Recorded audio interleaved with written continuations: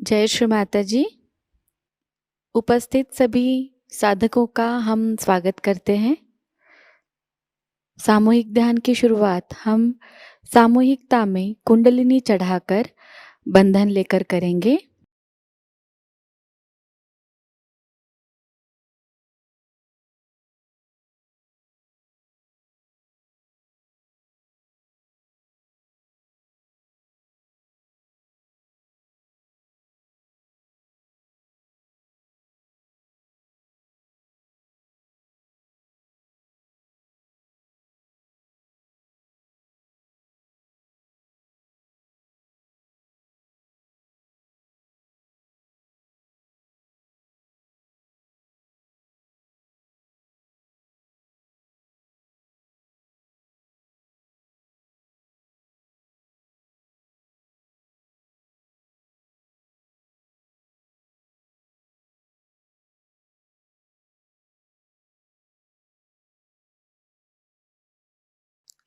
सामूहिकता में 3 महामंत्र और उसके बाद श्री गणेश मंत्र का पठन करेंगे।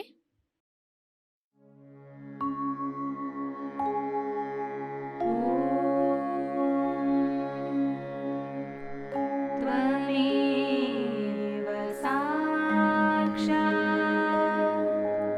श्री महालक्ष्मी महासरस्वती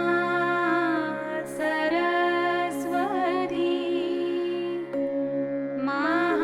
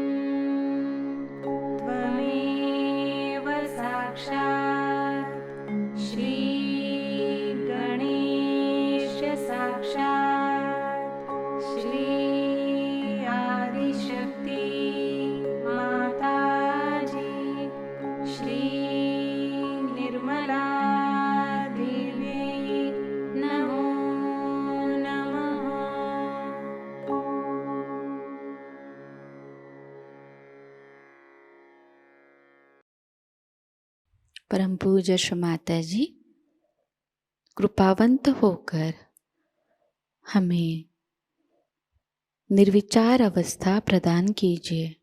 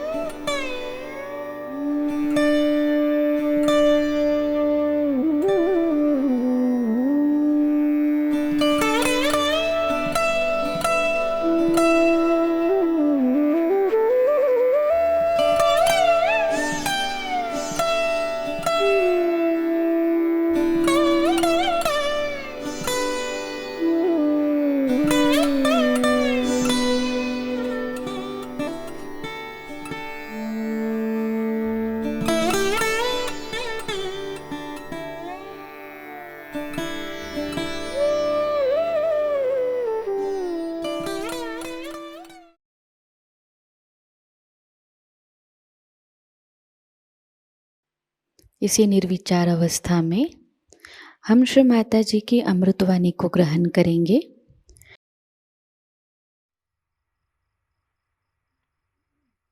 ये तो हमने सोचा भी नहीं था। इस नागौर में 25 साल बाद इतने सहज योगी एकत्रित हुए।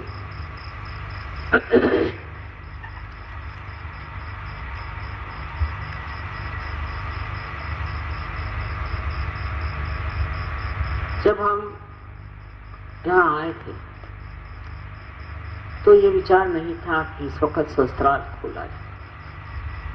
सोच रहे थे कि अभी देखा जाए मनुष्य की क्या स्थिति। मनुष्य अभी भी उस स्थिति पे नहीं पहुंचा जहाँ वो आत्म साक्षात्कार को समझ सके। हालांकि इस देश में साक्षात्कार की बात अनेक साधु संतों ने सिद्धों ने की है और इसका ज्ञान महाराष्ट्र में तो बहुत ज्यादा है। कारण यहाँ जो मध्य मार्गी थे, जिन्हें नाथपंथी कहते हैं, जो नाथ लोग, उन लोगों ने आत्म कल्याण के लिए एक ही मार्ग बताया था, आत्मबोध का। खुद को जाने बगैर आप कोई भी चीज प्राप्त नहीं कर सकते। ये मैं भी जानती थी, लेकिन उस वक्त जो मैंने मनुष्य की स्थिति देखी वो बड़ी विचित्र थी कि वो जिन लोगों के पीछे भागते थे उनमें कोई सत्यता नहीं, उनके पास सिवाय पैसे कमाने के और कोई लक्ष्य नहीं। और जब मनुष्य की स्थिति ऐसी होती है जहाँ वो सत्य को बिल्कुल ही नहीं पहचानता, उससे सत्य की बात कहना बहुत कठिन। और लोग मेरी बात क्यों सुनेंगे? बार बार मुझे लगता था कि अभी और भी मानव को बढ़ना चाहिए, किंतु मैंने देखा कि कलयुग की बड़ी घोर यातनाएं लोग भोग रहे हैं। एक तो पूर्व जन्म में जिन्होंने अच्छे कर्म किए, उन लोगों को भी वो लोग सता रहे थे जिन्होंने पूर्व जन्म में बुरे कर्म किए।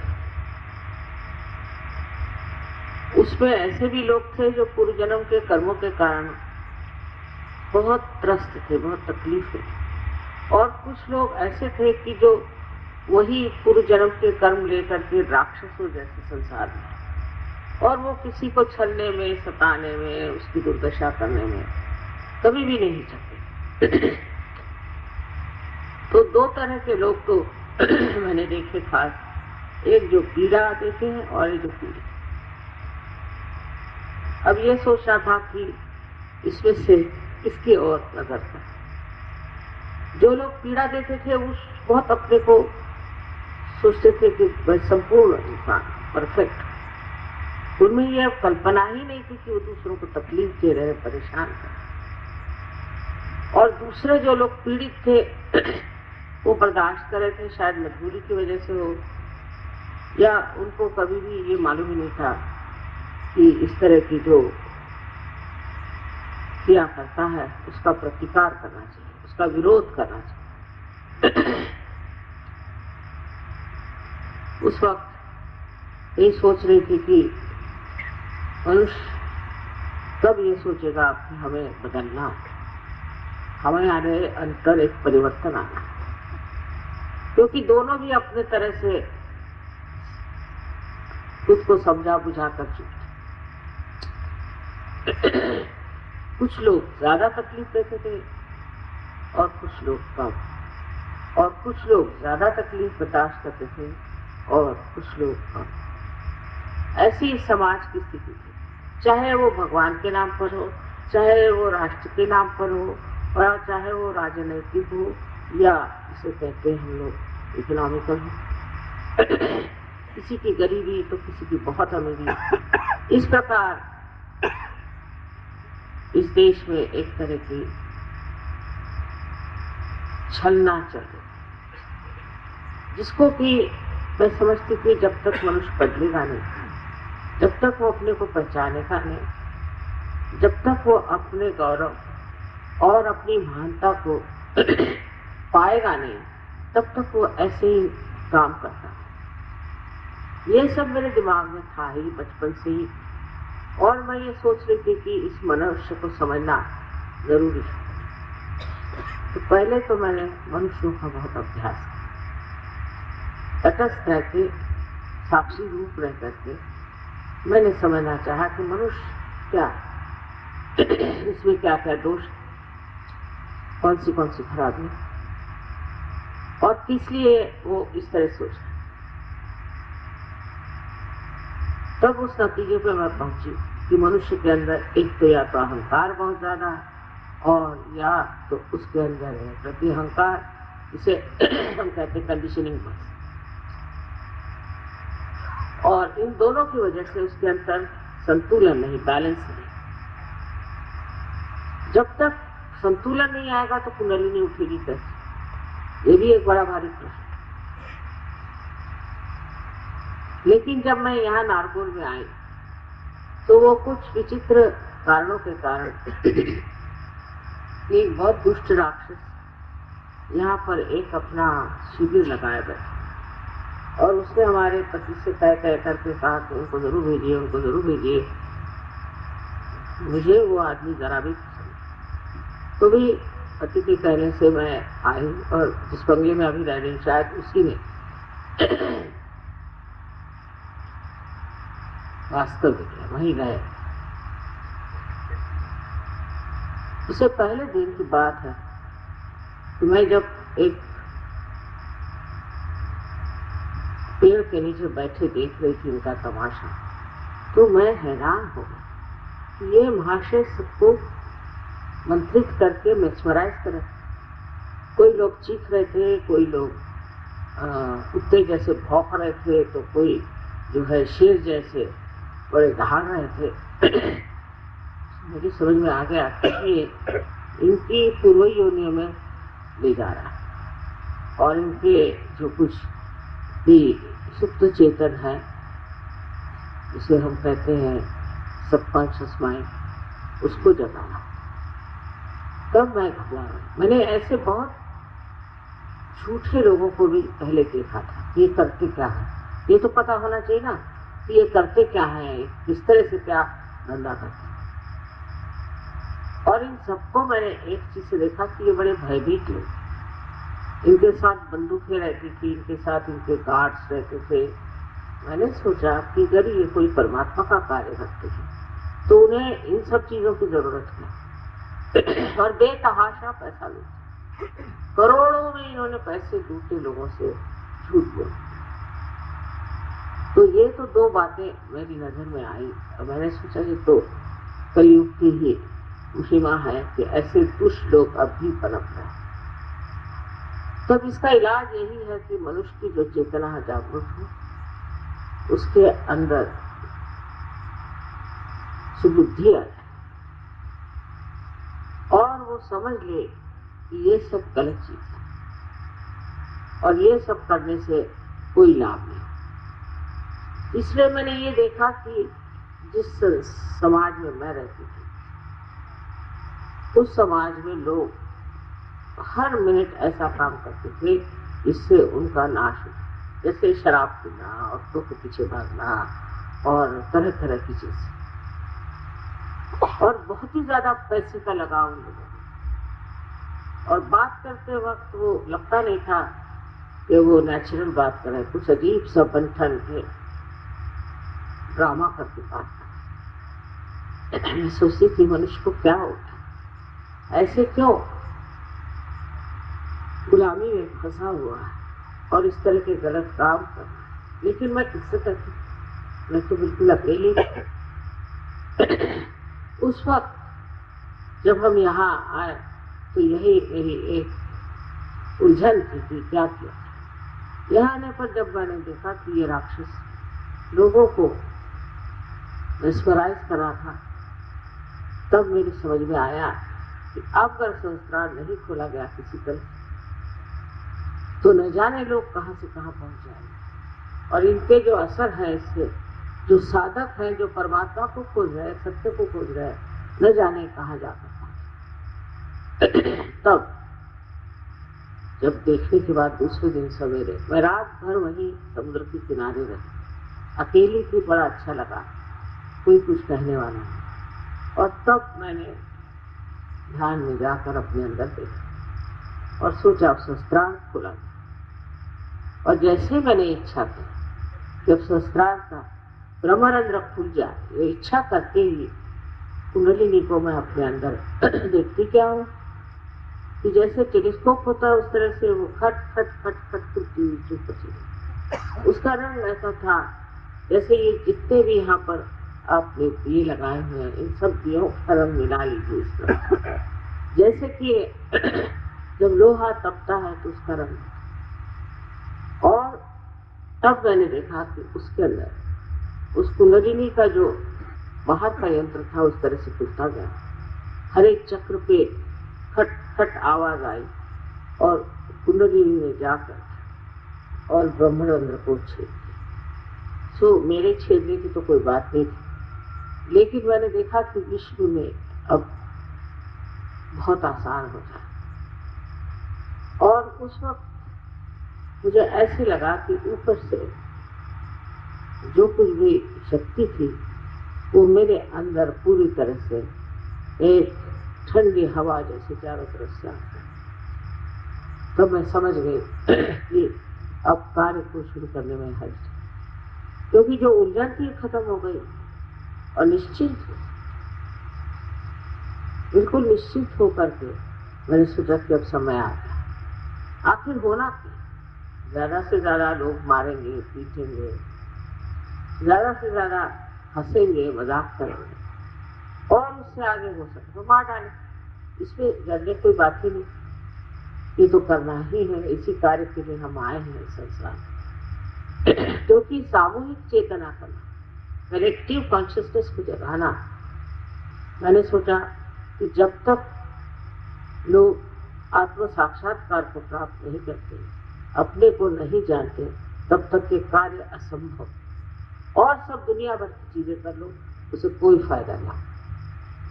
इसलिए इस कार्य को मैंने सबसे पहले एक काफी बूढ़ी स्त्री थी, क्योंकि हमें बहुत मानती थी, और वो पार, तब मुझे संतोष हो।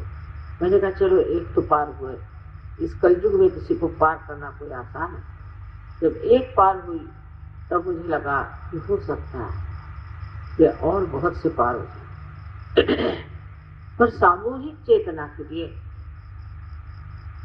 चेतना देना तो बहुत आसान था, एक इंसान को पार कराना बहुत आसान था, एक आदमी को ठीक करना बहुत आसान था, पर कलेक्टिवली सामूहिक में ये कार्य करने के लिए फिर जो मैंने मनुष्यों के बारे में अनुभव किया था, उस पर थोड़ा सा काम ऐसा कि मैं जब देखूं किसी आदमी में एक दुर्गुण है, या उसके अंदर कोई तकलीफ है, या उसके अंदर कोई कंडीशनिंग है, सो उसको निकालने के लिए क्या करना चाहिए। क्योंकि एक आदमी को एक परेशानी, दूसरे को दूसरी, तीसरे को तीसरी। अगर सामूहिक कार्य करना है तो एक ही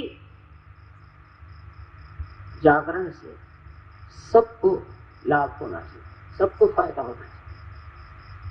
अब ये मैं आपको समझा नहीं सकती कि कब समय है कि सामूहिक चेतना का जो कार्य किसी ने नहीं किया करती, ये बात सही है, वो मैंने बहुत ध्यान धारणा से प्राप्त। अपनी कुंडलिनी को चारों तरफ घुमा के, अपने कुंडलिनी को बार बार लोगों पर उसका असर डालते, और बिल्कुल इस मामले में कोई भी नहीं जानता मेरे अंदर क्या शक्तियां हैं, मैं कौन हूँ, कोई जानता। हमारे घर में भी कोई नहीं जानता, और ससुराल में भी कोई नहीं जानता था, मैके में भी कोई नहीं जानता। और मैंने कभी किसी से बताया, क्योंकि बताने से भी खोपड़ी में जाना तो आसान चीज नहीं, इंसान की खोपड़ी ऐसी मैंने देखी है, इसमें तो कोई भी विचार घुसना बहुत मुश्किल। सब अपने को घमंड में बैठे हुए, सब अपने दूसरे को समझ रहे हैं, अब इनको कौन बताए। जैसे कबीर ने कहा, कैसे समझाऊं सब जगह। मुझे तो लगा अंधा नहीं है पर अज्ञानी है, एकदम अज्ञान का भंडार, और ये इतना सूक्ष्म ज्ञान इनको कैसे दिया जाए। लेकिन कुंडलिनी उस लेडी की, उस देवी की जब जागृत हुई, तो मैंने देखा कि उसके अंदर एक सूक्ष्म शक्ति आ गई, और वो उस सूक्ष्म शक्ति से मुझे समझने लगा। उसके बाद 12 आदमी पार, और पार होने के बाद हैरान हुए, क्योंकि आंखों में एकदम चमक आ गई, और वो देखने लगे सब चीज। एक अजीबोगरीब संवेदना उनके अंदर आ, जिससे वो महसूस कर रहे हैं। और शुरुआत के 12 लोगों के हर एक चक्र पर मैंने अलग अलग कहा, क्योंकि जो नींव में चीज पड़ती है वो मजबूत होती है, उसकी मजबूती करने के लिए काफी मेहनत करनी, क्योंकि हालांकि उनकी कुंडली जागृत हो गई थी, पर आप जानते हैं कि कुंडलिनी के जागरूक करने के बाद भी उसको ठीक दशा में ले जाने के लिए ध्यान धारणा आदि करनी, और उसको बिठाना पड़ता। तो इन 12 आदमियों पर मैंने बहुत मेहनत की, और उस मेहनत के फलस्वरूप ये जरूर मैंने जान दिया कि अगर ये 12 आदमियों की 12 प्रकृतियां, और इनको साथ में बिठाते ही साथ किस तरह से कहना चाहिए कि आत्मा की जो प्रकाश शक्ति है उसको किस तरह से संगठित करना चाहिए, उसको किस तरह से, जैसे कि सुई में हम फूल पिरोते हैं तो वो समग्रता किस तरह से है, इन 12 आदमियों की अलग अलग प्रकृतियों को इस तरह से एक सूत्र में बांधा। और जब उनकी जागृति हो गई तब मैंने देखा कि उनके अंदर, सबके अंदर एक सूत्रता बनती जाए, धीरे धीरे बनती। थोड़ी बहुत मेहनत भी करनी पड़ी मुझे, लेकिन किसी को बताने के लिए, जनता जनार्दन को बताने के लिए मैंने सोचा अभी उसके लिए आसान नहीं, लोगों को समझने में बात नहीं। फिर कावजी जहांगीर हॉल में एक प्रोग्राम का आयोजन, वहां मैंने पहले बताया कि कितने राक्षस आए, कितने राक्षसी आए, ये लोग क्या करेंगे। तो सब घबरा लगे कि जब ऐसे माता जी बात करेंगे तो इनको कोई भी मदद करते जाए। तो सबने काम से बताया कि ऐसी बातें आप मत करिए, नहीं तो बड़ी मुश्किल हो जाएगी। मैंने कहा अभी तक तो मुझे मारने वाला कोई पैदा नहीं और आप लोग निश्चिंत रहिए। धीरे धीरे ये जो छोटी छोटी सरिताएं थी सबके अंदर, छोटी छोटी नदियां थी कुंडलिनी की, उनको मैंने कहा कि आप लोग सब मेरे कुंडलिनी पर ध्यान। तो ध्यान करते ही वो निर्विचार होता, और निर्विचार होते ही साथ उनको ये लगे कि मेरे साथ उनका बड़ा तादाद है। धीरे निर्विचारिता बढ़ने लगी। धीरे धीरे सामूहिकता का एक नया प्रकाश हुआ। ये पहले मैंने कावजी जहांगीर हॉल में देखा। हिंदुस्तानी लोग जो है, भारतीय लोग हैं, ये इस भूमि में इसके पैदा हुए हैं कि ये बड़े ही धार्मिक, बहुत ही सुंदर इनका जीवन रहा होगा, क्योंकि हिंदुस्तान में इतनी मेहनत नहीं करी, बहुत जल्दी लोग पार हो जाते थे। शुरुआत में जरूर थोड़ा बहुत समय लगा, लेकिन प्रदेश में तो हाथ टूट जाता, किसी की कुंडली नहीं उठाना मुझे ऐसा लगता है जैसे पहाड़ उठाए चले और फिर धड़ से नीचे गिर गए, उठाओ फिर धड़ से गिर, और फिर जब कलेक्टिवली सामूहिक में तो बड़ी मुश्किल और अजीब और गरीब सवाल पूछना, ये और वो दुनिया भर की बात है। जब मैं उसका जवाब देती तो हैरान हो जाती कि ये इतना जानती कैसे है, इनको ये सब मालूम कैसे। बड़ी मेरी परीक्षा कर क्योंकि अहंकार बहुत ज्यादा। अब धीरे धीरे ऐसी चीज हुई, जैसे लंदन में पहली मर्तबा 7 सहयोगी आए, तो 7 हिप्पी थे पहले और ड्रग्स लेते थे, उनसे वो सहयोगी बन गए। इससे मतलब ये तो हुआ कि एक तरह का सहारा मिल गया, निश्चिंती हो गई, इस सहयोग से लोग ड्रग छोड़ दें। लेकिन अब ये ड्रग एडिक्ट्स को ठिकाने लगाना कोई आसान नहीं, उसे एक अच्छा ही, क्योंकि उन पर जो हमने मेहनत करी उससे एक अनुभव आ गया। कठिन से कठिन भी कोई इंसान हो, जब उसकी इच्छा होती है कि उसे योग प्राप्त होना चाहिए, उसे आत्मज्ञान होना चाहिए, इच्छा मात्र अगर हो तो वो पार हो जाए। तब मैं सबसे कहती थी कि आप हृदय से इच्छा करें कि आपको आत्म साक्षात्कार चाहिए, बस उसी पर लोग फट से पार हुए। उसमें अनेक देशों के अनुभव हैं मेरे पास, जिससे जैसे रशिया है या यूक्रेन है या रोमानिया, ये देशों का मेरे ख्याल से हमारे देश से कभी संबंध रहा होगा जबरदस्त, और यहाँ से नाथपंथी जैसे मच्छिंद्रनाथ, गोरखनाथ ये लोग गए होंगे जरूर, क्योंकि इनके यहाँ जो चीजें मिली मुझे उससे पता हुआ कि ये लोग कुंडलिनी के बारे में ईसा से 300 साल पहले से जान। तब ये समझ में आया कि ये लोग इतने जल्दी पार कैसे हो जाए। महाराष्ट्र में बहुत काम किया नाथपंथियों ने, और मैंने भी बड़ी मेहनत। पर दुख की बात ये है कि जो चीज नॉर्थ इंडिया में हम कर पाए वो महाराष्ट्र में अभी भी मैं नहीं कर।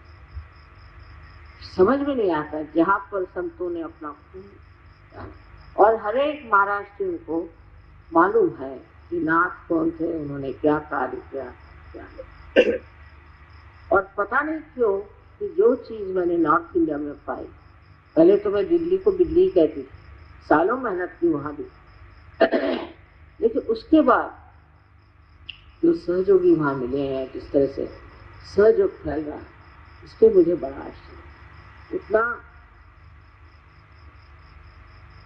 प्रवाह देख करके यह आश्चर्य होता है कि जहाँ पर इतना संत साधुओं ने काम किया है, इतनी मेहनत की है, और बचपन से हम लोग यही सीखते आए, पढ़ते आए, यहाँ पर सब लोग यही बातें करते थे। उस महाराष्ट्र में सहयोग उतना गहरा नहीं बैठा जैसा कि नॉर्थ में है। इसका क्या कारण हो सकता है? एक ही मुझे लगता है कि जब पहले ही से सब चीज मालूम है तो उसके प्रति जो है अवज्ञा हो जाती, इधर इंडिफरेंस हो जाती। संस्कृत में श्लोक है, गति परिचात अवज्ञा संतत गमनात् अनादरो भवति प्रयागवासी कूपे स्नानम समाचर। कि जब बार बार आप कहीं जाते हैं, बार बार आप किसी से मिलते हैं, तो आपका अनादर होने लगता है, फिर आपका आदर नहीं रहता। क्योंकि प्रयाग में रहने वाले लोग, इलाहाबाद में रहने वाले लोग, गंगा जी में नहाने की जगह त्रिवेणी का संगम है, वो लोग घर में जो कुआं उसमें नहाते, और लोग दुनिया भर से जाते हैं वहां हफ्ते उठा करके नहाने। यही बात शायद हो कि जो इतनी मान्यता सहयोग को नॉर्थ में मिली। यहाँ भी ऐसा नहीं कि यहाँ सहयोगी नहीं, महाराष्ट्र में भी बहुत सहयोगी हैं और बहुत कार्यान्वित भी हैं, पर सहयोग के प्रति जो समर्पण चाहिए वो मैंने तो कमी देखा, पता नहीं शायद बढ़ेगा। समर्पण का मतलब है कि हमें सहयोगी पद जो मिला है, उस सहयोगी पद को हम किस तरह से इस्तेमाल, वो सिर्फ हम अपने लाभ के लिए, अपनी तकलीफ के लिए, अपने ही परिवार के लिए सोचते हैं या सारे संसार के लिए सोचते हैं। ये कुछ समझ में नहीं आता कि महाराष्ट्र की जो संस्कृति है और जो महाराष्ट्र के धर्म की इतनी गहन छाप, उस महाराष्ट्र में सहयोग इतना नहीं बना। और गुजरात में जहाँ नारगोल में हमने ब्रह्मरंध्र खोला, वहाँ तो बहुत ही था। गुजरात के लोग तो बड़ी समझ में नहीं आते, बहुत मेहनत की, गुजरात भी गए, पर सबसे ज्यादा महाराष्ट्र में मेहनत की, क्योंकि आज यहाँ महाराष्ट्र लोग बहुत हैं। मुझे कहना ये है कि सहयोग को बढ़ाने के लिए सबसे पहले आप ध्यान धारणा करें, और गहरे, जब गहरे आप उतर जाते हैं तब आपको लगता है कि मैं ही क्यों इसका मजा उठाऊं और लोग भी इसका मजा उठाएं। और जब ये भावना अंदर आती तो सहयोग फैलता है, और उसके बाद मनुष्य जो है अपने जीवन में यही सोचता है कि दूसरों को सुख देना, दूसरों को आनंद देना, इससे बढ़ के और कोई चीज, और सब चीजों को भूल जाता। ये जब होता है तब सहयोग बढ़ता है। रात दिन वही चिंतन, रात दिन वही सोचना, इसमें मजा आता है। आज यहाँ देखकर मैं बहुत खुश हुई कि सारे दुनिया से यहाँ लोग आए। इसके अलावा और भी लोग जो कहना चाहिए कि परदेश से तो आए हैं, अब यहाँ के लोग आए हैं, और दिल्ली वगैरह से दिखते लोग हैं। ये कम से कम एक बड़ी मुझे आनंद की बात लगती है कि इस कठिन जगह आप लोग कैसे सब पहुंचे। ये तो प्रेम की महती है, और ये सिर्फ प्रेम में आप लोग, ये बहुत बड़ी चीज है। लेकिन इसमें बस फर्क ये है कि जिस तरह से सहयोग, अब देखिए कोल्हापुर में कितनी मेहनत की, कोल्हापुर में बहुत मेहनत की, लेकिन कोल्हापुर में सहयोग बहुत कम। आश्चर्य की बात, ऐसा क्यों होता है? उन्होंने कहा पंढरपुर में 800 सहयोग, पर ऐसा बाहर नहीं। गाजियाबाद में जाओ तो 15,000, फिर आप और फरीदाबाद में जाओ तो 16, आप हरियाणा में जाओ तो वहाँ 25,000, तो हजारों की बात है। और महाराष्ट्र में ये कि 800 आदमी यहाँ है, 500 आदमी वहाँ है, 700 आदमी। इसका कारण क्या है मैं आज तक नहीं समझ पाई। यही अगर सोचना है, यही सोच सकते हैं कि यहाँ पर आत्मज्ञान, आत्मबोध, महानुभाव पंथ आदि अनेक चीजें इतनी ज्यादा असलियत की हो गई कि अब इधर ध्यान ही नहीं। ऐसे इन लोगों को महाराष्ट्र में पैसे भी ललकते हैं, जैसे आपको गुजरात में, उत्तर प्रदेश में भी, उत्तर भारत में भी काफी पैसों के, महाराष्ट्र में बात सुबह से शाम वो भगवान के 4 बजे उठ करके ध्यान करना, ये करना, वो करना, चले।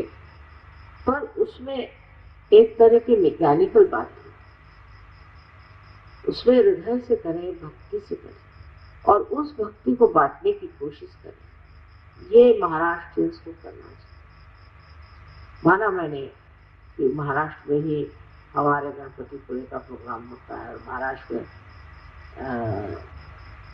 काफी अच्छे सहयोग, गहरे, बहुत गहरे, यहाँ की युवा शक्तियाँ भी बहुत अच्छी। लेकिन तो भी मैं कहूँगी कि जिस तरह से सहयोग नॉर्थ में फैला है, अब जहाँ देखो आप बाराबंकी में है, हमारा उन्नाव, जहाँ ससुराल वहाँ है, हर जगह, हर एक गांव में, हर जहाँ एक आदमी पहुंच गया सबसे, जैसे कोई सूखी हुई लकड़ी रहती है, उसमें जरा सी चिंगारी पड़ जाए तो आग लग जाती, इस तरह से। ये आखिर किस कारण इतने जोरों में बह रहा है समझ में नहीं आता। और जो हो जाते हैं वो कोई सवाल नहीं, कुछ नहीं। पर महाराष्ट्र में सवाल बहुत कुछ है, क्योंकि पोथियां सब पड़ बैठे हैं घर में, रोज एक एक को आप देखिए किसी महाराष्ट्र में क्या कम से कम 10 गुरुओं का फोटो, उसमें से सच्चे शायद एक आध दो ही हो, और सब तरह की मूर्तियां। गणेश जी का वास यहाँ, 4 यहाँ गणेश जी बैठे, जैसे कहने चाहिए, वैसे तो अष्टविनायक कहते हैं, पर 4 मैं इसलिए कह रही हूँ कि एक एक गणेश के 2-2 एस्पेक्ट या 2-2 तरीके विशेष अलग अलग यहाँ। अब उसके बारे में महाराष्ट्र जानते, वहाँ जाएंगे, गणेश पूजा करेंगे, वो फिर यहाँ पर 3 देवियों का प्रादुर्भाव, ये सब होते हुए भी वहाँ जाएंगे, मंदिरों में जाएंगे, महालक्ष्मी मंदिर में जाएंगे, रोज वो सब करें। और अब जब सहयोग में आए हैं तो अब छुट्टी हो गई, कुछ भी नहीं कर रहे। ये बड़े आश्चर्य की बात है। आज क्योंकि यहाँ बहुत से महाराष्ट्रीयन आए हैं, तो बताना चाहती थी कि देखिए दिल्ली से न जाने कितने लोग, इतने लोग कभी भी महाराष्ट्र से कहीं नहीं गए। मराठी में उनको घर कोमड़े कहते हैं, माने वो बस अपने देश में। बम्बई वाले आपको कभी नहीं दिखाई देंगे पूना में जाता, और पूना वाले तो उनको एक तरह का भूत चिपका। मैं इसलिए कह रही हूँ, ये सब बात खुलेआम कहने से कभी कभी ठीक हो जाए। खुलेआम कहना कि महाराष्ट्र में जो सहयोग का ठिकाना हुआ, उससे तो इनके आटोले जो है वो अच्छे बकते हैं सिर्फ, लेकिन लाखों लोग आए। गुजरात का तो क्या है, इनके तो ऐसे ऐसे गुरुओं को पकड़े, पर महाराष्ट्र को क्या, जिसमें रामदास स्वामी ने सब गुरुओं की चर्चा की और उसमें बताया है कि इतना ही नहीं, सबसे तो बड़ा कि मैं कहूंगी ज्ञान देव इतना साफ सहयोग समझा है, रोज वही गाते हैं ना, और नामदेव ने जो लिखा हुआ है जोगवा का गाना, वो रोज देहातों में गाते कि हमको माँ तुम योग दो, पर वो योग करने के लिए उनको फुर्सत नहीं। आप किसी गांव में जाओ, वहां खूब भीड़ हो जाए जब मैं जाऊँ, उसके बाद अगर 2 आदमी भी मिल जाए तो बड़ी हैरानी। तो मैं ये कहूंगी कि महाराष्ट्र लोगों को चाहिए कि कुछ इन लोगों के लिए प्रार्थना करें, हवन करें, कुछ न कुछ ऐसी सामूहिक चीज करें जिससे महाराष्ट्र की जागृति वैसी हो जाए जैसे उत्तर भारत में हुई, जैसे कि रशिया में। वैसे समर्पित जो है वो बहुत अच्छे हैं, लेकिन अभी सहयोग क्यों बढ़ता नहीं, ये मेरी समझ में नहीं आया। बहुत धीरे धीरे कोल्हापुर जगह में न जाने कितनी बार पूजा है, देवी का मंदिर बहुत सुंदर है, सब कुछ है, पर वहां पर इतनी गहनता है।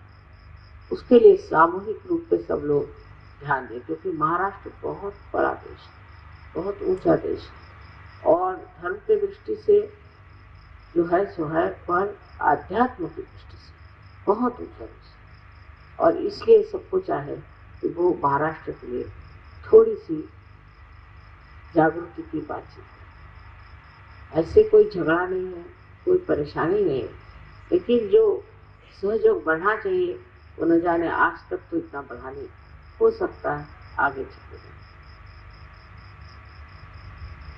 अब जो आप लोग इतने यहाँ आए, इसे न जाने क्यों ये एक अजीब तरह की अनुभूति हुई कि किस तरह से 25 साल में इस छोटी सी जगह में आप लोग आए।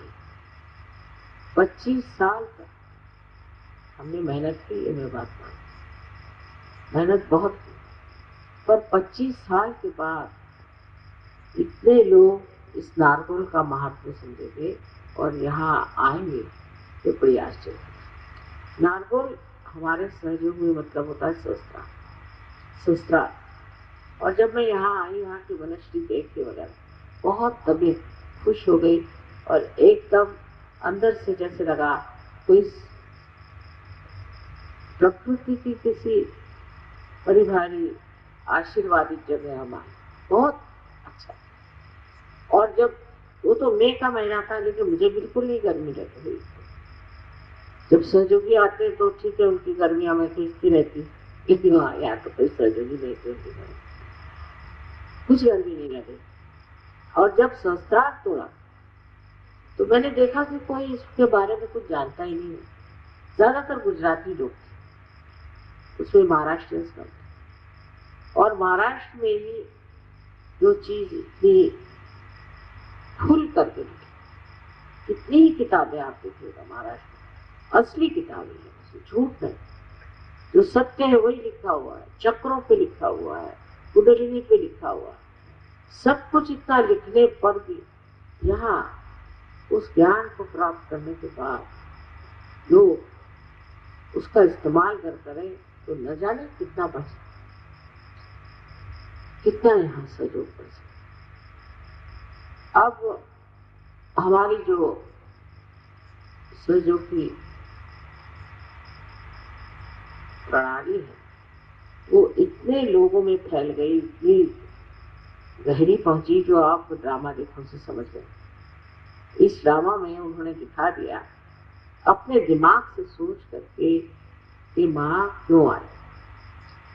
कि सब लोगों ने कहा कि हमने बहुत मेहनत करी, हमने पूरी कोशिश करी कि इंसान जो है वो आध्यात्म में आ जाए और परमात्मा की ओर उसकी नजर जाए और उसको उसी तरह से योग प्राप्त हो, और कुछ चीज बनी नहीं। इसलिए अब हम देवी से कहते हैं कि तुम ही अवतरण लो, आदिशक्ति से कहते तुम ही अवतरण लेकर के जो तुमने ये संसार बनाया है उसको ठीक है। बिल्कुल पते की बात, इसमें कोई शक नहीं। और हुआ भी ऐसा और बना भी ऐसा, सारा जो कार्य है इस तरह से बड़े सुचारू रूप से बदला। और जिस वक्त में ब्रह्मरंध्र को तोड़ा था, उस वक्त सोचा भी नहीं था मैं कि मेरे जीवित रहते हुए इतना मैं कार्य देख सकता। पर ये कुंडलिनी की महिमा और परम चैतन्य का कार्य, परम चैतन्य से तो मैं खुद हार गई कि पता नहीं क्या करते रहो। हालांकि मेरी शक्ति है, लेकिन ये परम चैतन्य आप देख रहे हैं, तरह तरह के फोटोग्राफ्स मेरे बना रहे हैं, तरह तरह के चमत्कार दिखा रहे हैं, 50 तरह के चमत्कार। जैसे मेक्सिको में एक स्त्री थी, वो यूएन में काम करती थी, न्यूयॉर्क में, वहाँ मुलाकात हुई थी, उसके बाद वो पार भी हो गई और वो मेक्सिको चली गई, वहाँ नौकरी मिल गई यूएन में। उससे चिट्ठी लिखी कि मेरे लड़के की तबीयत बहुत खराब हो गई है, छोटा लड़का है, उम्र में बहुत छोटा है, और ये बीमारी हमारे खानदान में होती है जब लोग बिल्कुल बुढ़े हो जाते हैं, और इस बच्चे को इतनी छोटी उम्र में हो गई और अब ये बच नहीं सकता, इसके लिए माँ मैं क्या करूँ, मैं उसे ले आऊँ। 3 चिट्ठियाँ हुई, ये परम चैतन्य की बात बता। और चौथी चिट्ठी में उसने लिखा कि लड़का अपने आप से ठीक हो, वो हार्वर्ड यूनिवर्सिटी पर एकदम ठीक हो गया, उसकी बीमारी एकदम ठीक हो गई। डॉक्टर किया क्या तुमने, वो कैसे ठीक हो? तो ये परम चैतन्य जो है, इससे बोल के कोई डॉक्टर भी नहीं, और जिस तरह से ये काम करते हैं एक कमाल है। तो अब किसी ने पूछा कि ये गणेश जी दूध पी रहे, ये क्या है? ये मैंने कहा भाई ये परम चैतन्य कृति युग में आ गए और कार्य करने है। अब ये जो करे सो कम, गणेश जी को दूध पिलाएंगे, वो शिव जी को दूध पिलाएंगे, इसको कुछ कह सकते हैं? कौन सी बात जो है वो परम चैतन्य नहीं कर सकते? हर तरह का वो काम करते हैं। एक साहब थे कनाडा में, ये भी काफी पुरानी बात। सो उन्होंने मुझे चिट्ठी लिखी कि माँ मेरे पास पैसे नहीं है और इस कार्य के लिए इतना रुपया चाहिए। मैं कहा अच्छा कोई बात नहीं। दूसरे दिन उसने फोन किया कि माँ मुझे रुपया मिल गया। कैसे? मैंने ड्रॉर खोला तो उसमें रुपया रखा। मैं भगवान, मैंने तो रुपया भेजा, इसको रुपया कहाँ से? उसने कहा कि जितना मुझे चाहिए था एग्जैक्टली। ऐसे तो बहुतों को अनेक अनुभव आए, अनेक अनुभव आ रहे हैं, क्योंकि परम चैतन्य जो है वो आशीर्वाद स्वरूप, हर जगह आपको आशीर्वाद, शांति देगा, प्रेम देगा, हर तरह को आपको संभालेगा, सब कुछ है। लेकिन उनकी जो चाल है ना, उसमें बहुत स्पीड आ गई, मेरे खुद ही नहीं समझ में आता कि ये इतने कार्य कैसे करते। अमेरिका जैसी जगह जहाँ के लोगों को बिल्कुल भी कहना चाहिए सूझबूझ ही नहीं है अध्यात्म। इस टाइम अमेरिका में इतना बड़ा प्रोग्राम हुआ, इतने बड़े हॉल में लोगों को बैठने की जगह नहीं थी, और 5 मिनट में सब लोग पार होते, 5 मिनट। वहीं फिर लॉस एंजलिस में मैं हैरान हूँ, ये लोग इतने मूर्ख हैं, इनके साथ ऐसे कैसे 5 मिनट। फिर कनाडा गए, वहीं भी 5 मिनट, उससे आगे गए, वहां भी 5 मिनट। कुछ समझ में आए नहीं क्या होता। तो परम चैतन्य की कृतियां भी बढ़ गई हैं, इतने तरह तरह की हो गई हैं कि कोई समझ नहीं सकता क्या बात। और ये किस तरह से घटित होता है, और कोई मुझसे पूछे तो मैं समझ नहीं सकती। अब किसी ने मेरा फोटो दिया कि मैं चाहती हूँ कि जिस तरह से माँ के बारे में कहा जाता है कि उनके चरणों में चांद और सर पे सूरज, ऐसा फोटो मुझे। और वाकई में ऐसा फोटो आप लोग जिस चीज की इच्छा करें वो हो जाए। इसको क्या कहना चाहिए? इस परम चैतन्य की अपनी शक्ति जो है इतनी सुचारू रूप से चलती है और इस कदर जानती है हर एक की तकलीफ परेशानियां, बड़े प्यार से दुलार से उसको ठीक है। इस परम चैतन्य की जो गति है, आज तक तो आपने आदि शक्ति की पूजा की है, उसी वक्त आपने उस परम शक्ति की भी, इसे की परम चैतन्य कहते हैं, रूह कहते हैं इसकी पूजा। यहाँ पर जब मैं आए तो मैंने उसी का प्रादुर्भाव सब जगह देखा और सोचा कि यहाँ कुछ न कुछ देवी ने आशीर्वाद दिया हुआ पहले ही। और वाकई में यहाँ इतने जल्दी खट से जो कार्य हुआ इतना बड़ा, इतना महान, वो मेरी समझ में नहीं आई। ऐसा इतने जल्दी क्यों हो? ये वही परम चैतन्य। अब कहिए कि मेरी शक्ति है, लेकिन मैं ही मेरी शक्ति को नहीं जानती हूँ, ऐसा हाल हो। इतने जोरों में दौड़ रही है कि समझ में नहीं आता कि अब क्या करेगी और आगे क्या। मतलब ये है कि ये जो शक्ति है, ये इतनी अब आतुर है, इतनी लालायित है कि संसार में ये जो विश्व का परिवर्तन है, ग्लोबल ट्रांसफॉर्मेशन है, उसको करने में बिल्कुल देर नहीं करना। पर जो इसमें आएंगे और जो इसके लिए करेंगे वही प्राप्त कर सकते।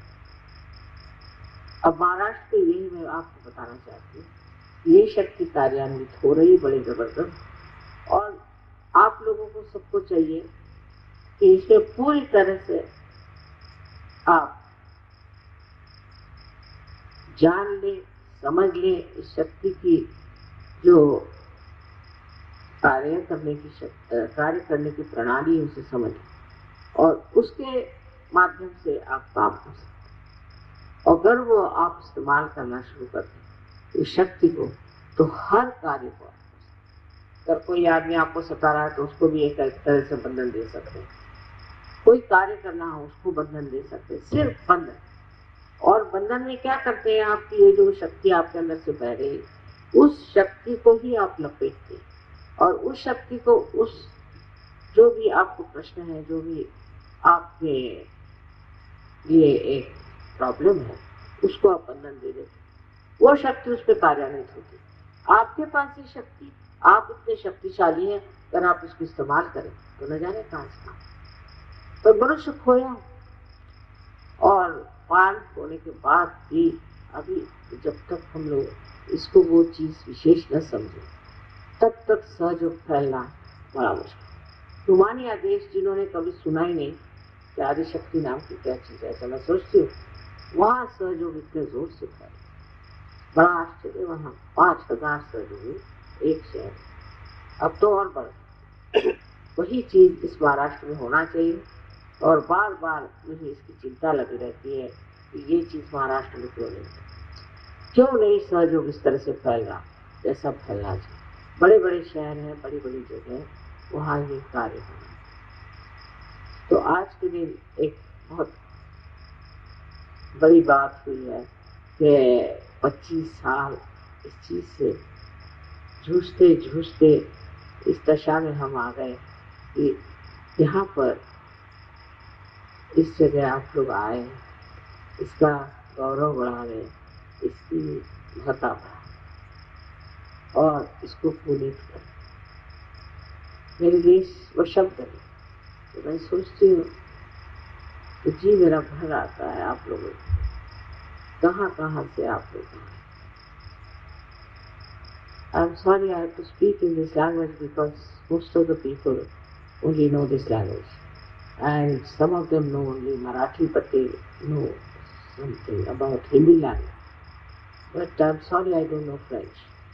And I don't think in this lifetime I will be able to learn. So I have to speak in this language, which you can get it translated and understand. I've told them how I came here just by chance. And there I found somebody trying to use mesmerism on people. That was the time I decided we have to open the circle. And that's what I did in a very surge manner. I must say, so just I desired that now the Sahasrara must be open, that's all. I didn't do anything. And once the Sahasrara was open, I was amazed how I also knew how the human beings can give realization steps. Even human beings could give collective realization. Of course, they have to use the photograph, which we can say that is niralamba. The word is niralamba, means you should not have any alamban. Niralamban, without any alamban, depending on anything. But it is nira. Niralamban, I am nira, so that sounds so that. See, it's a very confusing word.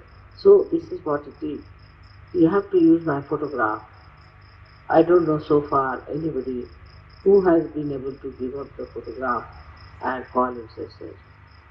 I don't compulsorily say you must have a photograph, but they know the positive side of it, and that's why they use it. I'm told so many times about this realization. That's how you have come to this far place. I'm very much thankful to you for that. May God bless.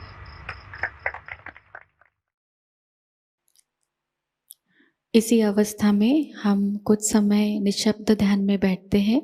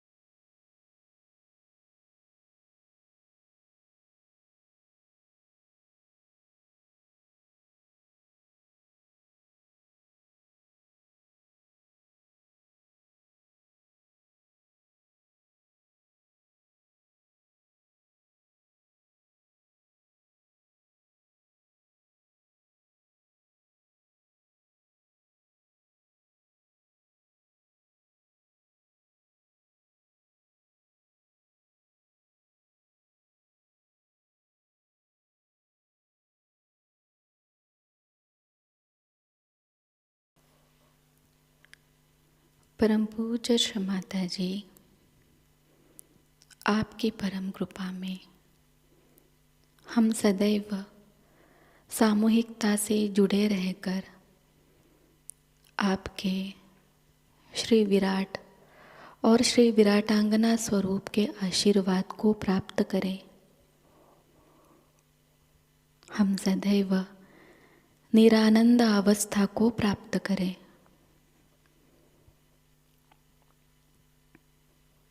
Shri Mata जी, आपकी परम कृपा में अपने प्रकाशित ज्ञान से अनन्य भक्ति में उतरकर हम सहयोग का प्रत्येक कार्य करें और उस कार्य को करते समय हम अकर्म अवस्था को प्राप्त करें। श्री माता जी, आपकी परम कृपा में हम सब प्रकाश बनकर इस विश्व का आध्यात्मिक उत्थान के मार्ग में मार्गदर्शन करें। कृपावंत होकर हम सबको कुशल संभाषण, दैवी कूटनीति, प्रभावी व्यक्तिमत्व और विवेक प्रदान कीजिए।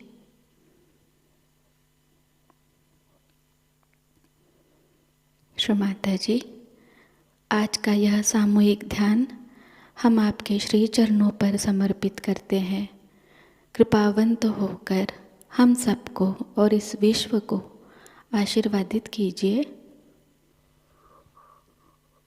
परम पूज्य श्री माता जी को प्रणाम करेंगे और सामूहिकता में कुंडलिनी चढ़ाकर बंधन लेंगे।